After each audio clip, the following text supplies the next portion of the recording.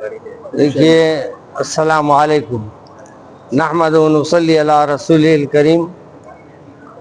ناظرین کرام، یہ مسجد کی تاریخ کے سلسلے میں اور اس کے معلومات کے سلسلے میں آپ کے سامنے میں دو چار باتیں عرض کر دیتا ہوں۔ پہلی بات تو یہ کہ جو سیدھے ہاتھ پہ آپ کو عاشور خانہ نظر آتا ہے، یہ اگرچہ کہ پہلے شفا خانہ تھا، اور شفا خانے کے بعد نظام کے دور میں اس کو عاشور خانے کا یعنی ایک عاشور خانے کی شکل دی گئی، ورنہ وہ ایک دواخانے کے طور پہ بنایا گیا تھا۔ اس کے ساتھ ساتھ یہ مسجد بھی بنائی گئی تھی، اور آپ اطراف میں دیکھیں گے تو مسجد کے اور اس کے اطراف میں بھی آج بھی شفا خانے میں مسافرین کے لیے کھڑے رہنے کے لیے انتظامات بھی تھے، اور ان کی سہولت کے لیے اور یہاں کے قریبی لوگوں کی سہولت کے لیے یہ مسجد کا قیام انہوں نے لایا گیا۔ اور ماشاءاللہ یہاں جو سلسلہ خطابت کا شروع ہوا میرے والد ماجد مولانا حمید الدین عاقل حسامی رحمۃ اللہ علیہ کا، کہ وہ یہاں جو خطابت شروع کی، تقریباً 60 سال کے قریب خطابت کی، اور والد ماجد کے وصال کے بعد سے الحمدللہ آج جامع مسجد دارالشفا میں یہ خاکسار خطاب کر رہا ہے، اور اپنے والد ماجد کے جو کام تھے اس کو یہاں لے کے چل رہا ہے۔ اور آج ہمارے اس کمیٹی میں اور اس مسجد کے انتظامی امور میں ہمارے ذمہ داران میں مسجد بھی یہاں موجود ہے میرے ساتھ، اور ماشاءاللہ ہمارے نائب صدر صاحب بھی تشریف فرما ہے، اور ہمارے سیکریٹری صاحب غالباً تشریف لائے یا نہیں لائے،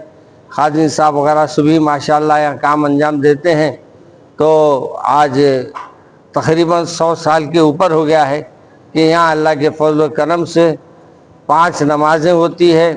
خیرت اور یعنی مسابقے ہوتے ہیں قرآن پاک کے، اور خیرات کے جلسے وغیرہ ہوتے ہیں، اور اللہ کے فضل سے یہاں دینی مدرسہ بھی چلتا ہے 5 بجے سے، اور الحمدللہ کافی تعداد میں لوگ آتے ہیں، اور اللہ کے فضل سے یہاں اپنے نماز ادا کرتے ہیں۔ اور اللہ کا شکر ہے کہ آج بھی مسجد آباد ہے، اور اللہ کا فضل یہ ہے کہ یہ مسجد کی سب سے بڑی خوبی یہ ہے کہ اس کو نام ہی جو رکھا گیا ہے وہ شفا خانے سے ہے، یعنی دارالشفا، یعنی جہاں سے شفا ہونے والی ہے۔ تو اللہ کے فضل سے یہ گھر اللہ کا گھر ہے، اور یہاں سے لوگ شفا یاب ہو کے جائیں گے انشاءاللہ۔ 100 کے قریب ایک وقت میں نماز ادا کر سکتے ہیں، اور پھر اکثر عموماً شادیاں بھی ہوتی ہیں یہاں، اور یہاں شادیوں کے لیے بھی انشاءاللہ قریب میں اس کا بھی یہاں انتظام کرنے کا ہمارا ارادہ ہے۔ تو انشاءاللہ لوگوں کے لیے سہولتیں فراہم کرنا ہمارا مقصد ہے، اور یہ مسجد کو اپنے مرکز بنانے کی اہمیت ہمارے سامنے ہے۔ السلام علیکم۔ آپ اطراف میں دیکھیں گے تو مسجد کے اور اس کے اطراف میں بھی آج بھی شفا خانے میں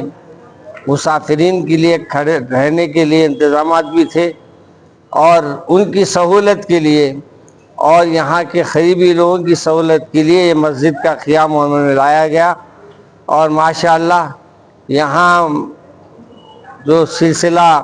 خطابت کا شروع ہوا میرے والد ماجد مولانا حمید الدین عاقل حسامی رحمۃ اللہ علیہ کا، کہ وہ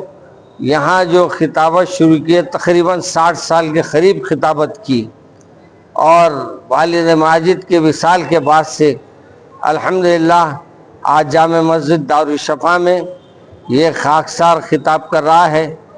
اور اپنے والد ماجد کے جو کام تھے اس کو یہاں لے کے چل رہا ہے۔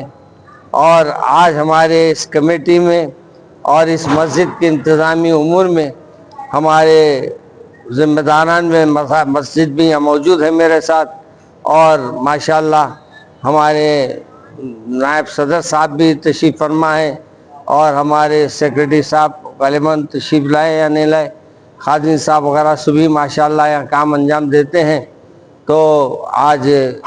تقریباً 100 سال کے اوپر ہو گیا ہے کہ یہاں اللہ کے فضل و کرم سے 5 نمازیں ہوتی ہے، خیرات اور یعنی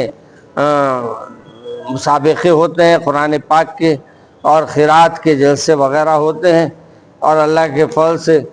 یہاں دینی مدرسہ بھی چلتا ہے 5 بجے سے، اور الحمدللہ کافی تعداد میں لوگ آتے ہیں اور اللہ کے فضل سے یہاں اپنے نماز ادا کرتے ہیں۔ اور اللہ کا شکر ہے کہ آج بھی مسجد آباد ہے، اور اللہ کا فضل یہ ہے کہ یہ مسجد کی سب سے بڑی خوبی یہ ہے کہ اس کو نام ہی جو رکھا گیا ہے وہ شفا خانے سے ہے، یعنی دار الشفا، یعنی جہاں سے شفا ہونے والی ہے۔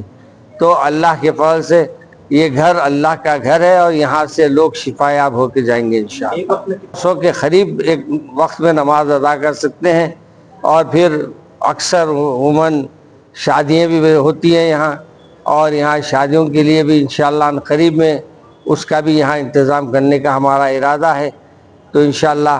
لوگوں کے لیے سہولتیں فراہم کرنا ہمارا مقصد ہے، اور یہ مسجد کو اپنے مرکز بنانے کی اہمیت ہمارے سامنے ہے۔ السلام علیکم۔